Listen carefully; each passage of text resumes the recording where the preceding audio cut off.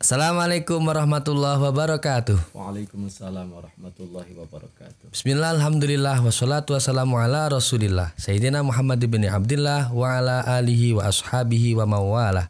Amma ba'd. Jumpa lagi dengan kami di acara Pance Podcast Aswaja An-Nahdiyah Creative Entertainment. Tetap bersama kami, di sebelah kami narasumber kita yang jos, yaitu Ustadz Fuad Setiawan. Beliau adalah Khatib Suriah MBCN Ulu Ulu yang insya Allah pada malam hari ini di episode yang kedua kita akan membahas, berbincang-bincang, saling bertanya dan menjawab terkait kurban. Karena sebentar lagi kita akan akan menemui hari raya kurban. Idul Adha. Di situ ada kesunahan berkurban. Nah, kira-kira Pak Fuad ini kita mau besok itu Pak Ustadz Fuad mau kurban kambing apa kurban perasaan ini? Ini guyon-guyon. Yakinlah insya Allah semoga bagi para jamaah yang ingin berkurban diberi kemudahan oleh Allah Subhanahu wa taala. Seperti yang diinginkan Gus Bah itu, yang paling penting dalam kita beribadah yang pertama harus kita dasari dengan ilmu pengetahuan yang jelas. Nah, di sini pada malam hari ini insyaallah saya akan bersama Ustadz Fuad membahas ilmu-ilmunya, walaupun tidak banyak, walaupun tidak luas karena waktunya yang terbatas, tapi insyaallah dengan podcast ini apa yang menjadi pertanyaan-pertanyaan saudara-saudara di Pance ini insyaallah akan terjawab. Amin Allahumma amin. Amin. Baik Ustadz, jadi begini Ustadz, ini kan saudara-saudara kita ada yang mau berkurban. Nah, mungkin Ustadz bisa jelaskan terlebih dahulu apa sih pengertian kurban Pak Ustadz berdasarkan kitab-kitab yang dari ulama kita. Kurban itu bagaimana Ustadz? Monggo.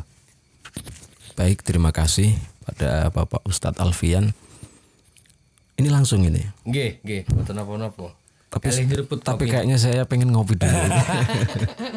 Nggih, ngopi riyen nggih. Cocok. Ngolah pikir. Ngobrol pemikiran Islam jarine ngono. Ngobrol pemikiran Islam. Kalau kita Pance. Baik, terima kasih Pak Ustadz Alfian. Mengenai kurban tadi ya. Yang kita kenal dengan hari raya kurban. Sebentar lagi akan datang pada kita. Apa sih kurban itu? Nah, ini di dalam kitab-kitab fikih mazhab Syafi'i, kata kurban itu dibahas dalam satu pembahasan namanya Kitabul Udhiyah, di antaranya dalam kitab Fathul Wahhab ini yang disusun oleh Syekhul Islam Abi Yahya Zakaria Al-Ansari. Ya, dijelaskan kurban di situ ditulis Kitabul Udhiyah, yaitu kitab ini menjelaskan tentang kurban. Kurban. Lah, udhiyah dalam bahasa Arab ini bisa dibaca udhiyah, bisa dibaca idhiyah, bisa juga ditasdid huruf ya-nya itu menjadi udhiyah dan menjadi idhiyah. Itu memiliki makna kurban. Apa? Dohiyah ya. Dohiyah. Wa yuqalu dohiyah. Nah, yang dimaksud dengan kurban ini didefinisikan wahiyya ma yuzbahu minan na'ami, yaitu hewan yang disembelih, ya, hewan ternak yang disembelih. Dengan tujuan taqarruban, untuk mendekatkan diri ilallah taala, kepada Allah Subhanahu wa taala. Min yaumi idil nahari, dimulai penyembelihan itu dari hari raya kurban, hari raya Idul Adha, ila akhiri ayami tasyriki, sampai hari terakhir hari hari akhir tasyrik. Jadi hewan yang disembelih mulai tanggal 10 Zulhijjah, ya, ini sampai akhir hari tasyrik, berarti 11 Zulhijjah, 12 Zulhijjah, 13 Zulhijjahnya ini. Begitu matahari terbenam di ufuk di barat, maka sudah habislah masa penyembelihan hewan ini dengan tujuan kurban, yaitu untuk mendekatkan diri kepada Allah Subhanahu wa taala. Kemudian kata udhiyah ini diambil dari kata dohwah. Dohwah. Apa makna dohwah? Dohwah itu maknanya pagi. Berarti Tuhan ya, Tuhan nih kok. waktu duha. Nah, waktu duha. Bisa diartikan berarti itu waktu setelah sholat Idul Fitri itu kan waktu sholat Idul Adha ya. Setelah Idul Adha itu masuk waktu duha, itu waktu-waktu menyembelih. Berarti memang bisa diartikan juga anjurannya sebaiknya, makanya itu ada keterangan ya kalau Idul Adha itu hendaknya disegerakan. Karena menimbang setelah sholat Idul Adha itu akan dilaksanakan ibadah kurban. Hikmahnya di juga begini, kenapa kok dinamakan udhiyah yang dia menjurus tercetak dari kata dohwah. Dohwah karena di sini sebutkan sumiyat bi awali zamani fi'liha wa huwa ad-duha. Dinamai dengan nama dohiyah atau udhiyah ya, dengan nama udhiyah tadi. Itu diberi nama itu karena awal mula pelaksanaan penyembelihan hewan kurban ini awal mulanya dilaksanakan waktu duha. Waktu duha seperti itu. Nggih, pripun? Baik, tadi inti pengertian dari udhiyah tadi kalau bisa saya simpulkan adalah praktek penyembelihan yang dilaksanakan pada tanggal 10 Dzulhijjah sampai tanggal 13 Dzulhijjah dengan niatan taqarruban ilallah. Mendekatkan diri pada Allah. Berarti bisa disimpulkan Pak Ustadz, berarti kalau ada orang mau berkurban tapi nggak pas tanggal tersebut, berarti bisa dipastikan itu bukan kurban yang dimaksud di dalam syariat Nabi Sallallahu Alaihi Wasallam. Begitu. Dan tadi kan ada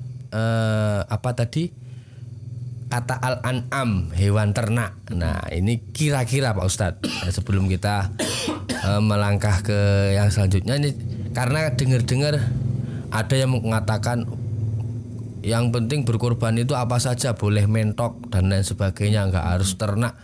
Nah, ayam kan juga ternak itu. Nah, itu.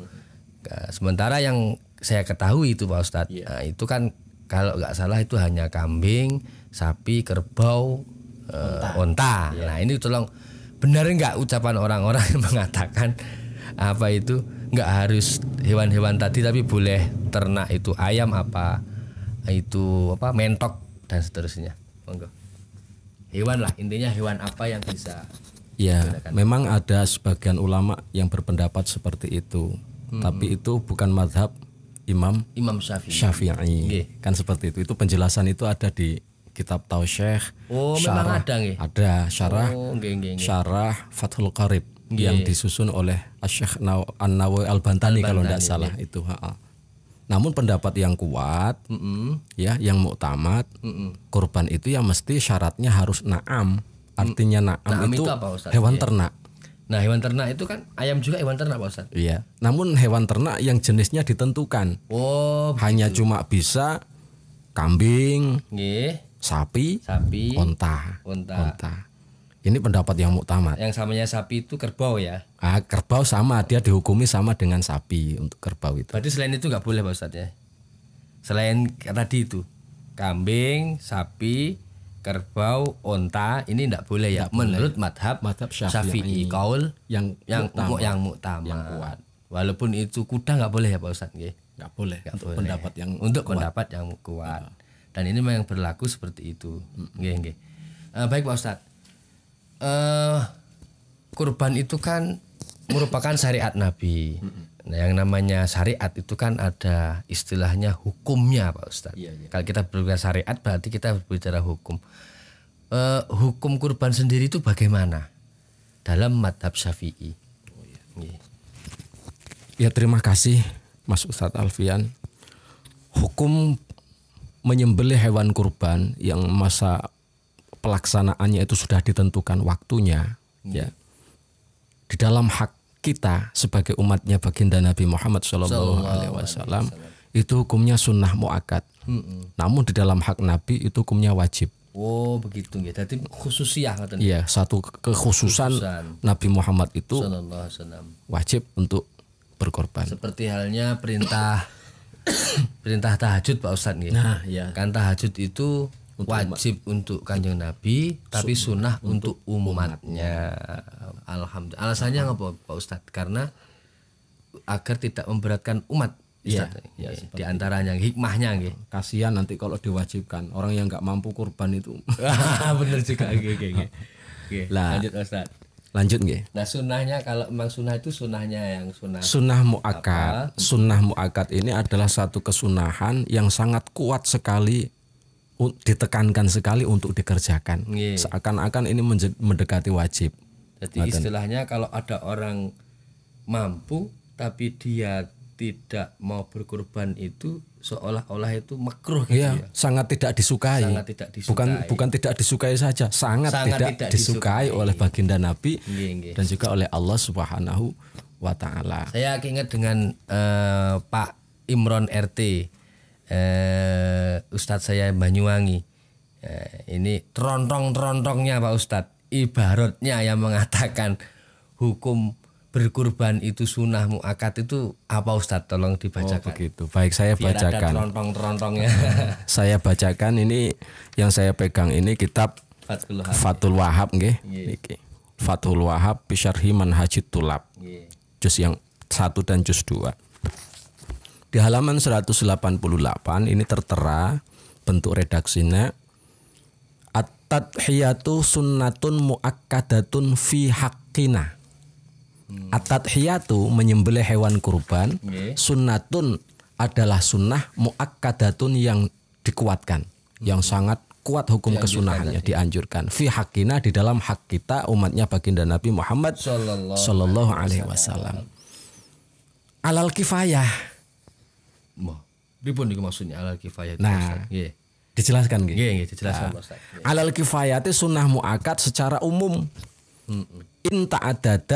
In ta'adada ahlul bait, jika ahlul bait, ahli rumah ini berjumlah berbilangan.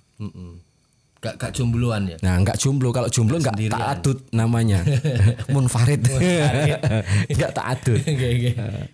Kalau ta'adud itu ada 1, 2. Jadi istilahnya begini ya. Suami, istri, anak, orang tua mungkin kan yang ada di satu rumah itulah ya. Satu keluarga, satu rumah. Nggih. Itu seperti itu. Itu hukumnya sunnah muakkad kifayah. Jadi yang urusan kifayah itu bukan cuma fardu tok. Yang selama ini kita kenal ada namanya fardu kifayah. Lah, mulai bab kurban ini kita juga mengenal sunnah kifayah. Berarti ada fardu kifayah, ada fardu ain, ada fardu kifayah, ada sunnah ain, ada sunnah kifayah. Nah, mungkin bisa dijelaskan Pak Ustadz dari ibarat tersebut yang dimaksud sunnah kifayah itu bagaimana Pak Ustadz? Sunnah kifayah itu artinya begini, ya.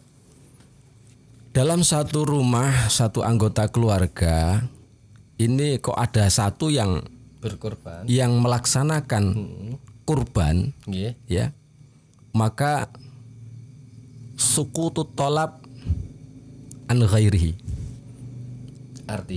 Artinya jatuh tuntutan untuk berkorban dari keluarga yang lain yang tidak berkorban. Kalau ada satu yang melaksanakannya. Tapi kan begini Tad, itu apa enggak seperti gambarannya sholat jenazah Pak Ustadz? Kalau beda-beda hukumnya saja ya. Iya. Jadi kalau ada orang satu desa itu ya semisal ada orang satu sholat jenazah, maka yang lain itu tidak gugur kan kewajibannya. Gugur. Tapi bukan berarti ketika di situ yang lain itu ingin melakukan juga, kan tetap dia mendapatkan kesunahannya. Kalau dalam kurban ini, kalau dalam sholat jenazah kan berarti dia mendapatkan kefardu kifayahan tersebut ya Ustaz ya. Kalau begitu bisa mungkin bisa dipahami Pak Ustaz ya, bahwa maksudnya fardu kifayah ini setidak-tidaknya satu keluarga itu untuk menggugurkan sunnah keluarga yang tidak berkurban. Tapi andaikan keluarga semuanya itu berkurban, semisal ada 5 orang itu berkurban semua, itu juga mereka sangat dianjurkan juga. Jadi begini di antaranya, kita ambil suatu gambaran. Soalnya begini Pak Ustadz. Kan ada ini pemahaman baru yang mengatakan bahwa kan itu kan istilahnya nanti mungkin ada penjabaran kalau kambing itu 1 orang, sapi 7 orang. Nah sementara ada pemahaman baru yang mengatakan kambing itu nggak hanya 1 orang, 1 kambing bisa untuk seluruh keluarga. Nah ini kan membingungkan masyarakat. Begitu. Nah, mungkin dijelaskan Pak. Iya, itu begini, mungkin bisa jadi dia itu berkorban, ya menyembelih. Satu contoh, saya nih, nah, saya punya istri 1, Enggak 2. anak 3, Suami setia. anak 3 ya. Ya benar. Nah, anak 3. Kemudian saya berkorban menyembelih 1 ekor kambing. Nah, 1 ekor kambing. Penyembelihan 1 ekor kambing ini berarti untuk anggota keluarga saya ini sudah gugur tuntutan Kesunahan. tuntutan kurban Untuk berkorban. Tapi untuk kesunahan mereka berkorban masih bisa. Artinya masih dianjurkan untuk berkorban. Lah, coba nggih, diulangi lagi Pak Ustadz supaya saya khususnya dan umumnya pemirsa ini tidak salah paham atau tidak punya paham salah yang tadi yang mengatakan 1 kambing bisa untuk semua keluarga itu gimana itu. Lah, itu kalau pahalanya bisa. Oh begitu. Ya, jadi saya sembelih 1 ekor kambing. Ini berarti kan saya melaksanakan 1 kesunahan muakkad, ya kan? Melaksanakan 1 kesunahan muakkad. Sedangkan anak istri saya nggak mendapatkan kesunahan itu. Enggak ikut berkorban. Nggak dapat kesunahan itu kan? Ya. Tapi kalau saya niatkan, kalau saya niatkan pahalanya juga saya niatkan untuk istri saya niatkan untuk anak saya, mereka dapat pahala berkorban. Tapi mereka tidak berkorban. Tidak dikatakan juga berkorban. Tidak. Yang berkorban tetap saya jenengan mawon. Oh begitu. Seperti itu. Dapat pahalanya saja. Hanya dapat pahalanya saja. Jadi menurut konsep ulama Madzhab Syafi'i dalam kitab Fathul Wahhab itu yang dimaksud itu 1 korban itu bisa keluarganya itu bukan status berkorbannya, bukan ya, tetapi status berkorbannya hanya 1 jenengan, cuma pahalanya bisa diniatkan untuk 1 keluarga. Berarti kalau begitu pemahaman yang benar berarti 1 kambing itu tetap untuk 1 orang. Andaikan keluarga tadi melakukan memotong lagi, ya itu tetap dianjurkan tetap ada kesunahan. Sunah muakkad tadi. Oh begitu. Oh begitulah. Cuma nggak ada tuntutan. Cuma kalau berkorban semuanya itu lebih bagus ngoten nggih. Artinya bukan berarti motong 1 sudah yang lain nggak ada, kalau motong lagi nggak ada gunanya itu enggak. Nggih. Serba berguna. Semakin banyak semakin baik. Ya itu pemirsa, itu penjelasannya mengenai paham-paham baru supaya tidak tergelincir. Tetap konsepnya 1 kambing adalah untuk 1 orang. Ngeten Bapak nggih. Nah, itu masalah hukum kurban adalah sunnah kifayah. Muakkad kifayah. Sunnah muakkad al kifayah. Inta adada alul bait.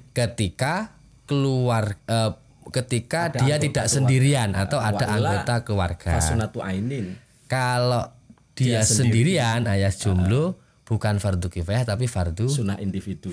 Bukan sunnah kifayah tapi sunnah ain. Wah kayaknya ini minta kopi nih. Ngopi ini dulu. Oke. Lanjut Pak Ustadz. Bismillah wal akhirah. Monggo.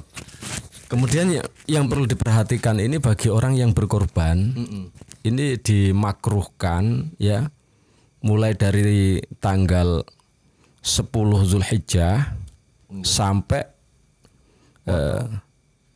sampai dia selesai memotong kurbannya.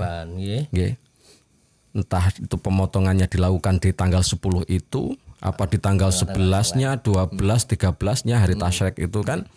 Nah, ini kalau hewan kurbannya dia belum dia potong ya. Mulai dari fil ashri ya, di sini saya baca saja ya ibaratnya ya di sini ya. Wa kuriha li muridiha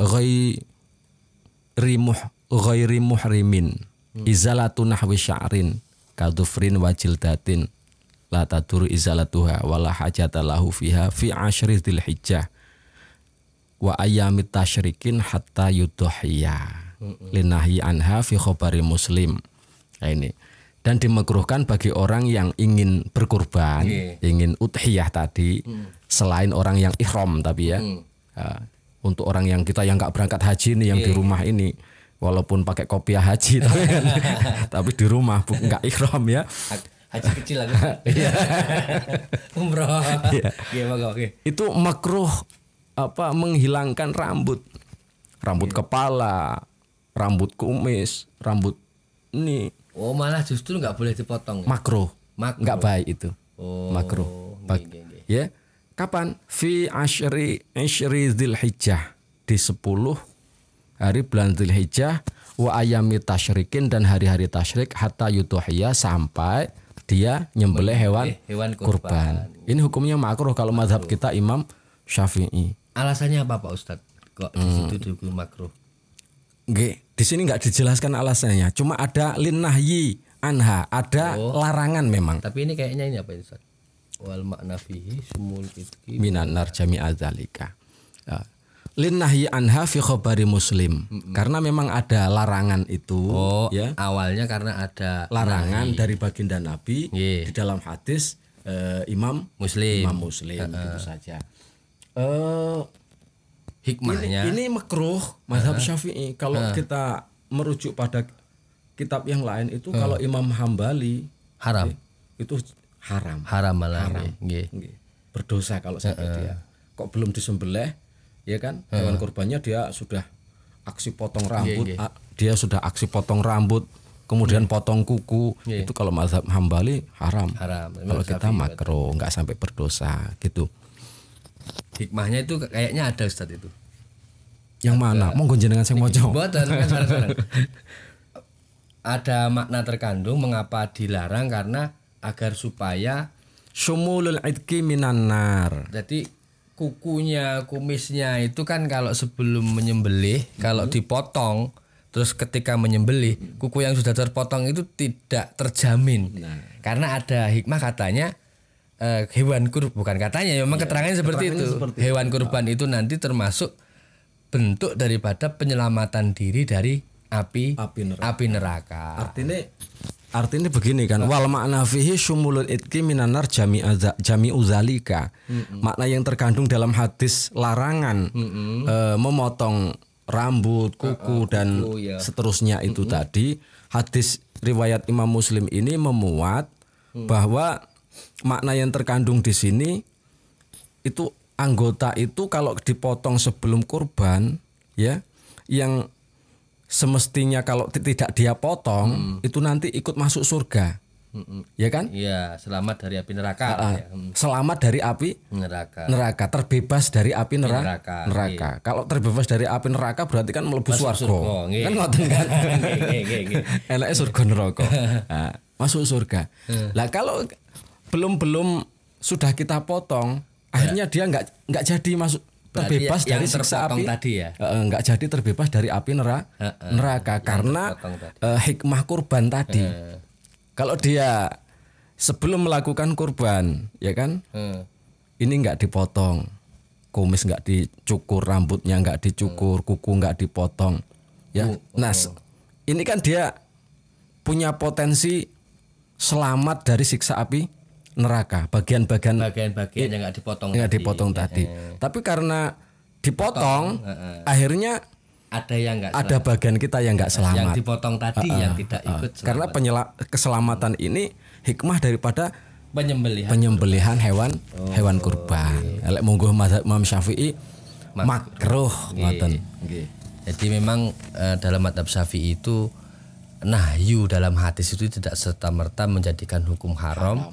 Karena ada nahyu jazim, ada nahyu ghairul jazim. Nah, ini yang nahyu tapi ghairul jazim, sehingga menyimpulkan hukum makruh. Baik Pak Ustadz, itu adalah mengenai daripada hikmah tadi. Intinya kalau bisa jangan dipotong supaya katut kabeh nek mlebu swarga, ngoten nggih.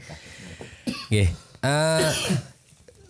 Untuk spesifikasi sekarang Ustadz, karena tadi sudah kita membicarakan hewan-hewan apa saja yang bisa dikurbankan. Nah, sekarang yang perlu dijelaskan lagi Ustadz, kalau memang hewan itu hanya kambing, sapi, kerbau, onta, itu syarat-syaratnya nopo mawon Pak Ustadz? Apa sing penting kambing bu iku? Kan ada saya dengar itu ada yang memahami bahwa pokoknya kambing walaupun gak cukup umur iku beleh-beleh wae dadi kurban. Nah, iku piye Pak Ustadz? Ini supaya warga kita nahdiyin supaya tidak kecul kalau berkurban. Tidak kecul karena ibadah itu selain juga niatnya ikhlas juga harus bener kan nggih. Untuk diterima. Syaratnya ibadah diterima kan harus ikhlas, yang kedua harus benar berdasarkan ilmu. Enggak Pak Ustadz? Syarat-syaratnya Pak Ustadz. Oke, terima kasih. Jadi tadi sudah jelas ya, syaratnya kurban itu adalah hewan ternak. Dan keberadaan hewan ternak ini dia yang pertama adalah kambing, kemudian sapi, onta. Lah untuk kambing ini secara garis besar ini dikelompokkan menjadi dua jenis. Yang satu ini adalah jenis Do'nun. Ya, kemudian yang kedua Ma'zun. Do'nun ini apa? Do'nun ini domba atau biri-biri, jenis kambing yang memiliki bulu tebal. Yang kayak wol ya. Nah, kayak wol itu. Kemudian sing wedhus warna putih-putih sing krul. Nah, nggih kruwel-kruwel niku. Yang bulunya itu bisa dicukur kemudian dimanfaatkan bikin apalah pakaian apa jaket apa-apa itu. Domba atau biri-biri. Kemudian jenis yang kedua itu Ma'zun. Ma'zun itu jenis kambing yang berbulu tipis, berambut. Rambut kayak wedhus kacang, wedhus Jawa. Nah, nggih wedhus Jawa. Kambing etawa. Oh, berarti Ma'zi dan Do'nu itu bukan ukuran besar kecilnya Pak Ustadz ya. Tapi jenisnya. Memang jenisnya. Nah, niku bagaimana Ustadz? Kalau kambing itu apa ada perbedaan syaratnya Pak Ustadz? Kalau Ma'zi itu syaratnya harus bagaimana, Do'ni itu bagaimana Pak Ustadz? Ya, terima kasih. Syaratnya untuk Do'nun atau yang berbulu tebal, domba, biri-biri itu adalah bulughu Do'nin sanatan au ijza'uhu. Yakni domba atau biri-biri ini sudah mencapai usia 1 tahun. Ya, genap satu tahun. Tahun Hijriah apa Masehi? Tahun Hijriah. Tahun Hijriah. Atau ijza'uhu, giginya sudah ada yang lepas. Ini.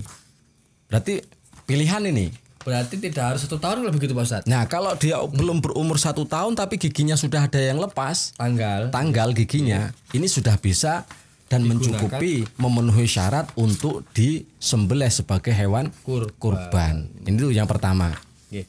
Itu khusus untuk yang domba Pak? Ya, jenis domba. Nah, sedangkan yang jenis kambing berbulu tipis, berambut tipis ini seperti wedhus kacang, ya, etawa jenis itu. Ini disyaratkan di sini Bakorun wa Ma'zun sanataini. Ini hukum apa syaratnya sama dengan sapi. Oh, jadi sapi sama dengan kambing kacang. Umurnya harus sudah genap 2 tahun memasuki umur 3 tahun. Berarti dia harus sudah 2 tahun Hijriah masuk ke tahun ketiga Hijriah. Ini. Nah, itu kalau tadi kan domba itu ada syarat bisa 2 alternatif nggih. Dengan umur atau dengan tanggalnya gigi. Nah, kira-kira untuk yang kambing kacang Jawa dengan sapi ini apakah ada alternatif 2 atau hanya memprediksi tahunnya saja Pak Ustadz? Oh, seperti itu. Kalau untuk kambing Jawa yang berbulu tipis dan bakor sapi, ini dia ketentuannya adalah harus genap umur 2 tahun masuk umur 3 tahun. Tidak ada istilah giginya sudah ada yang lepas belum, nggak ada. Pokok dia ketentuannya adalah umur sanata ini, umur 2 tahun seperti itu. Itu untuk sapi dengan kambing. Nah, untuk unta sekarang. Nah, untuk unta wa ibilun khomsan. Untuk unta ini umurnya harus sudah genap 5 tahun. Lebih lama lagi Pak Ustadz. Jenengan niku kok takon unta kira-kira nopo apa mau berkorban dengan unta gitu. Siapa tahu waktu nanti ditakdirkan bisa haji, amin. Amin. Amin. Kita korban unta di sana. Iya. Nggih. Sambil guyon. Berarti itu 5 tahun. 5 tahun. Itu syaratnya tahun juga. Iya, tahun sama. Berarti bisa kita simpulkan, jadi syarat hewan untuk berkurban itu ada tadi kalau dia domba 1 tahun masuk 2 tahun atau belum 1 tahun asalkan giginya sudah tanggal. Khusus untuk kambing Jawa atau kambing berbulu rambut, berbulu tipis itu syaratnya hanya tahun saja. Jadi harus 2 tahun masuk 3 tahun.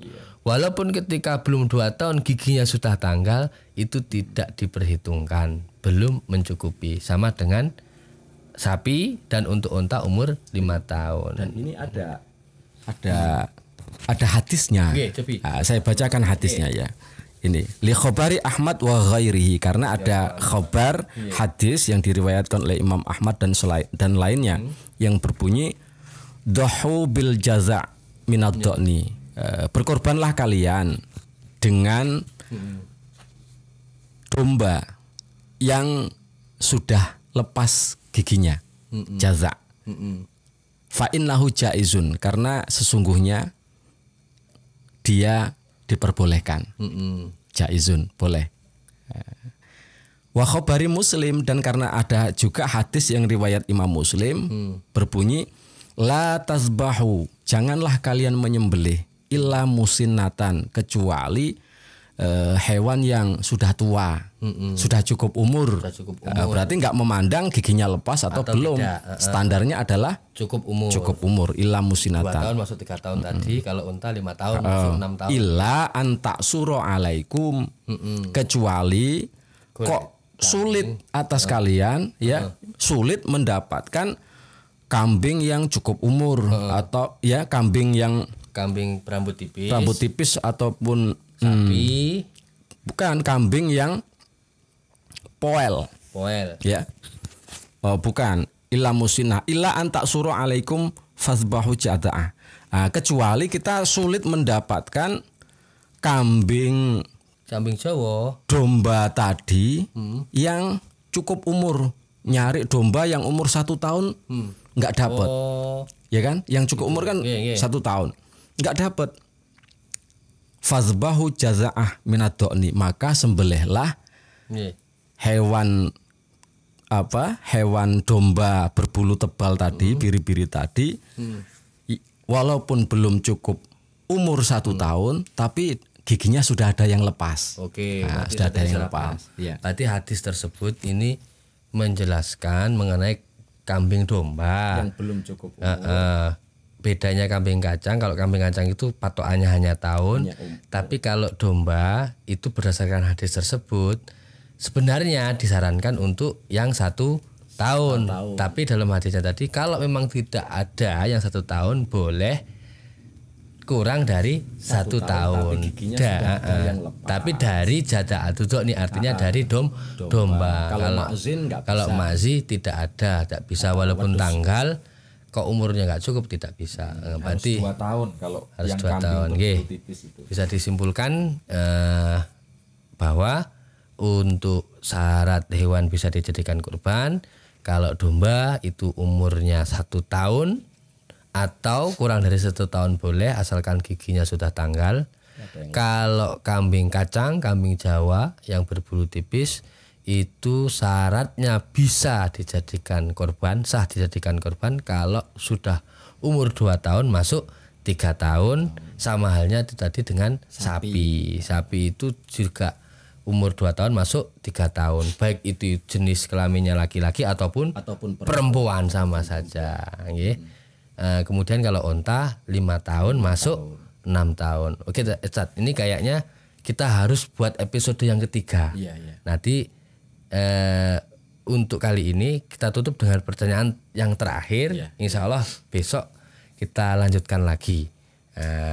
Yang terakhir ini pertanyaannya, Ustadz, di sini kan sering terjadi ada orang itu dulu ketika dia orang tuanya masih hidup, nah itu dia nggak kelingan kalau orang tuanya itu belum berkorban, ingin mengorbankan itu. Begitu ditinggal meninggal, akhirnya dia pengen berkorban tapi untuk atas nama orang tua.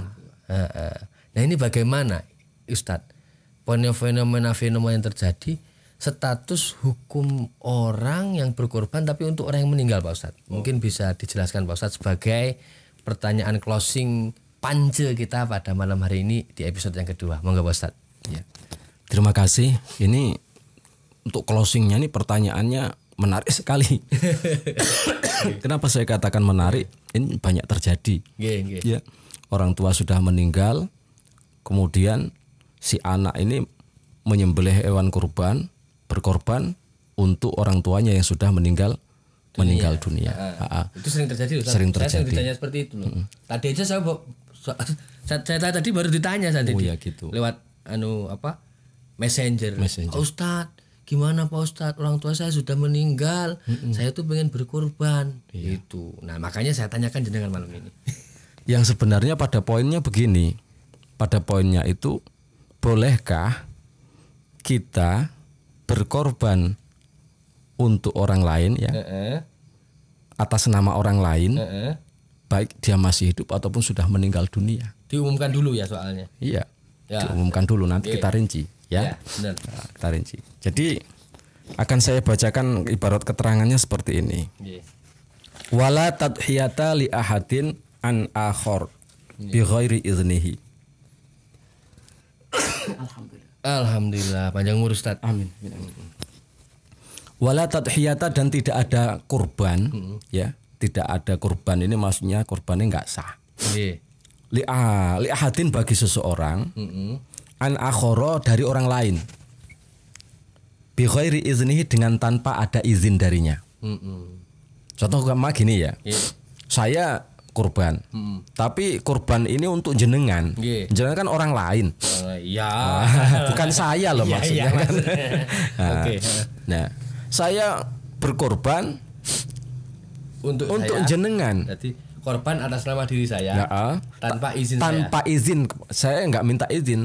Moro-moro korban. Saya nyembelih kambing, saya niatkan kambing ini kurbannya Pak Ustadz Alfian. Pengen ibadah siri lah ya. Sedekah siri lah. Nah, kurban siri. Itu enggak sah. Iya, enggak sah malah. Enggak salah tadhiyata. Nggih. Kecuali kalau jenengan memberi izin. Saya mintain, Pak, mau enggak saya korbankan? Mau dong. Nah, maksudnya bukan jenengan yang saya korbankan, saya sembelihkan hewan korban. Untuk jenengan. Agak nyambung aku ya. Jangan dulu. Kan enggak ada jenggotnya. Maksud saya begitu. Jadi mau nggak? Jenengan jawab mau. Oke. Nah akhirnya saya beli kambing, saya sembelih di tanggal 10 Zulhijjah, ya kan? Kemudian saya sembelih, saya niatkan ini kurban ini untuk Pak Alfian. Maka itu baru boleh. Kalau ada izin dari saya. Ada izin, dan jenengan mendapatkan kesunahan muakkad tadi. Iya, jadi status hewan sembelihan jenengan yang di atas namakan saya tadi, kalau itu berupa satu kambing, itu jadi dari saya. Iya. Jadi dan untuk suku tutolab. Jadi saya dikategorikan orang yang telah berkorban. Sudah hilang tuntutan untuk berkorban. Karena sudah sama dengan jenengan berkorban sendiri. Seperti itu. Terus walau kana mayitan, harus ada izin. Ya, ini enggak sah korban, seseorang ini berkorban dari orang lain dengan tanpa izin darinya. Walau kana mayitan, walaupun toh orang lain ini tadi sudah meninggal dunia. Sudah meninggal dunia. Ya, seperti itu. Jadi kalau orang sudah meninggal dunia, ya tidak ada wasiat darinya, ya kan, enggak ada pesan-pesan darinya. Kok kita berkorban ya atas nama orang yang sudah meninggal dunia ini tadi, yaitu korbannya nggak jadi. Tapi kalau diniatkan pahalanya, ya pahalanya nih untuk yang sudah meninggal dunia tadi, maka yang meninggal dunia ini dapat pahala. Maksudnya begini, maksudnya jenengan nih umpama waktu hidup masih hidup ya. Iya. Memang kita di dalam bangsa. Enggak, maksud saya begini. Jadi umpama si A ini selama hidupnya ini belum pernah kurban. Ya. Kemudian dia meninggal dunia. Ya. Kemudian saya berkorban untuk si A tadi.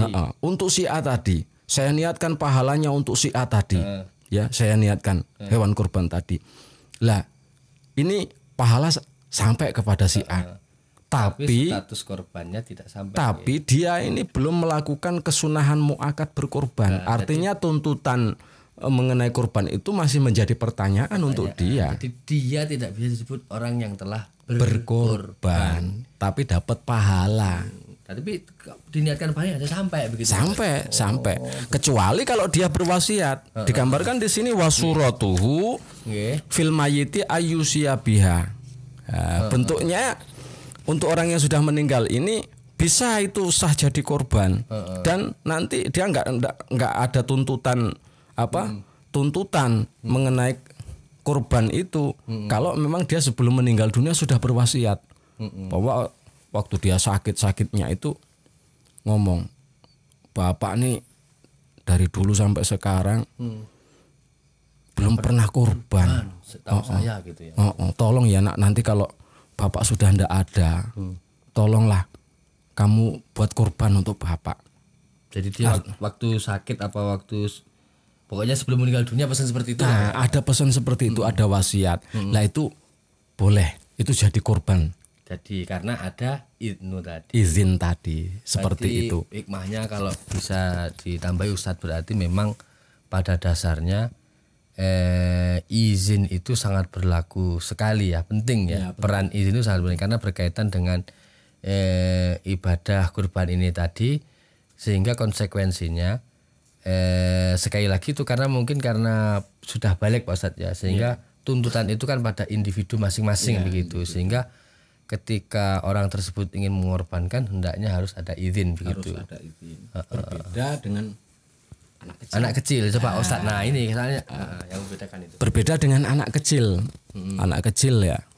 Karena yang namanya ibadah ini kan yang dituntut untuk melakukannya kan orang-orang yang sudah mukallaf. Mukallaf itu orang yang baik.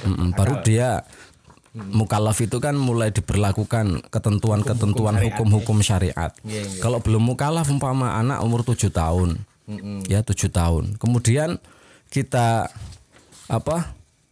berkorban atas nama si anak ini. Ini hukumnya boleh. Ya, boleh, tapi dengan catatan korban ini bukan dari harta si anak. Tapi dari harta orang tua. Walinya. Contoh gini. Karena bisa saja anak ini masih kecil, dia punya harta banyak. Satu contoh, ada anak kecil umur 7 tahun, tapi kaya raya. YouTuber ya. Jadi YouTuber. Karena terlalu viral. Yang jadi YouTuber bukan dia, tapi bapaknya. Anak kecil umur 7 tahun, kaya raya. Ya, punya warisan YouTuber, yaitu warisan dari bapaknya yang meninggal dunia. Atau dia jadi YouTuber bisa Pak Ustadz. Ya, itu kekayaan dia, tapi karena umur 7 tahun dia belum mampu mengelola harta miliknya yang dia dapat dari warisan orang tuanya yang meninggal. Dia belum mampu untuk mengelola itu. Pokoknya intinya begini. Berarti anak kecil itu boleh dikurbankan, tapi jangan menggunakan hartanya. Jangan menggunakan hartanya. Karena hartanya anak kecil itu statusnya mahjur. Mahjur. Jadi kalau umpama gini ya, wali mau berkorban untuk si anak itu tadi, kemudian diambilkan dari harta si anak, ya kan? Kalau minta izin kepada anak, namanya anak masih kecil, ini belum cukup untuk dimintai izinnya, kan gitu. Nah, lain halnya dengan si walinya ini berkorban untuk anak tersebut, tapi dari harta wali sendiri, bukan dari harta si anak. Berarti gini, karena anak kecil itu izinnya belum diibroh ya, belum dianggap, sehingga nggak diperhitungkan, sehingga statusnya kalau mengorbankan menggunakan harta anak kecil itu tidak sah, menjadikan tidak sah. Kalau pengen sah ya dari hartanya si wali. Nggih. Baik Pak Ustadz, kita simpulkan bahwa tadi sudah dibacakan ibaratnya yang pertama bahwa berkurban untuk orang lain itu tidak sah, kan begitu intinya tadi ya kesimpulannya, kecuali dapat izin dari orang tersebut, baik itu orangnya masih hidup atau sudah meninggal dunia. Jadi kalau kita mau berkorban atas nama orang lain ya hendaknya kita izin. Nah, pengecualiannya untuk anak kecil. Kalau anak kecil kita tidak perlu izin dan korbannya nanti jadi dengan ketentuan korban atas nama anak kecil tadi dari hartanya si wali atau hartanya sendiri yang mau berkorban tadi, bukan mengambil dari harta anak kecil tersebut. Banyak kejadian. Nggih. Banyak kejadian tuh, satu contoh perusahaan besar. Terkadang kan waktu dia menjelang Idul Adha dia sibuk membeli hewan-hewan kurban, ya kan? Pemilik perusahaan itu. Kemudian dia serahkan hewan itu sebagai hewan kurban untuk disembelih. Nah, itu kalau diniatkan hewan kurban itu untuk karyawannya, kan? Ya, nah, betul. untuk karyawannya, tapi tanpa seizin dari karyawan tersebut, tanpa sepengetahuan karyawan tersebut, nggak sah itu kurban itu. Oh, tapi walaupun tidak sah, kan halal atau usah dimakan. Halal. Boleh ya kita halalan thayyibah. Halalan thayyibah. Itu dijelaskan, Pak.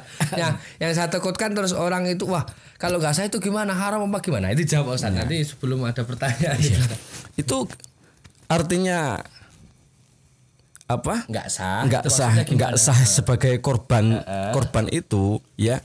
Ya, artinya karyawan yang dia korbani tadi ya, ini tetap dia nggak gugur kesunahan muakkad berkorban itu nggak gugur. Dia masih belum bisa dikatakan orang yang berkorban. Belum bisa. Karena tidak ada izin atau pemberitahuan. Adapun pahalanya mungkin kalau diniatkan untuk si karyawan tadi ya karyawannya dapat pahalanya, tapi untuk tuntutan berkorban masih tetap berlaku pada dirinya. Nah, seperti itu. Jadi kalau saya boleh menambahkan dari Ustadz Fuad tadi, memberi himbauan lah kepada pemilik perusahaan terutama eksekutif muda NU, kalau ingin mengorbankan karyawannya berkorban untuk karyawannya, ini hendaknya izin dulu kepada karyawan tersebut supaya korban itu betul-betul dari atas namanya. Dan tadi kalaupun konsekuensi telah terjadi di masyarakat tadi kok korbannya nggak sah, itu bukan berarti terus lantas dagingnya tadi tidak halal, itu tetap halal thayyiban, statusnya menjadi sedekah biasa. Bukan sedekah kurban. Oke, itu closing kita pada malam hari ini Pak Ustadz. Teman-teman pemirsa Pance dimanapun Anda berada, insya Allah besok akan kita lanjutkan dengan pertanyaan-pertanyaan yang lebih menarik, karena di sini ada pertanyaan niat kurban. Nah, itu gimana niatnya? Insya Allah akan kita bahas besok. Kemudian siapakah sih yang berhak menerima daging kurban ini, siapa saja? Nah, apakah daging kurban itu untuk Pak Ustadz itu boleh juga apa enggak gitu? Karena Pak Ustadz juga mau dikasih daging kurban. Nah, itu nanti besok insya Allah akan kita bahas. Dan nanti termasuk Ustadz yang terjadi di masyarakat itu rumahnya di Karangsari, tapi kurbannya di Karangmulia, di Sumber Mulia, bahkan ada kurbannya itu di tanah Arab sana. Jadi semisal begini Pak Ustadz, ada saudaranya berangkat haji, Pak saya titip duit ini, nanti kalau sudah sampai sana tolong belikan kambing untuk kurban di sana. Ini tuh kan juga pertanyaan yang menarik yang perlu kita bahas. Tapi jangan kemana-mana, tetap stay tune di Pance. Insya Allah akan kita bahas pada episode yang ketiga pertanyaan tersebut. Oke Pak Ustadz? Ya. Dari awal hingga akhir saya Alfian Nur Rahim, mohon maaf atas segala kesalahan dan kekurangan. Allahul muwaffiqu ila aqwamit thariq. Assalamualaikum warahmatullahi wabarakatuh.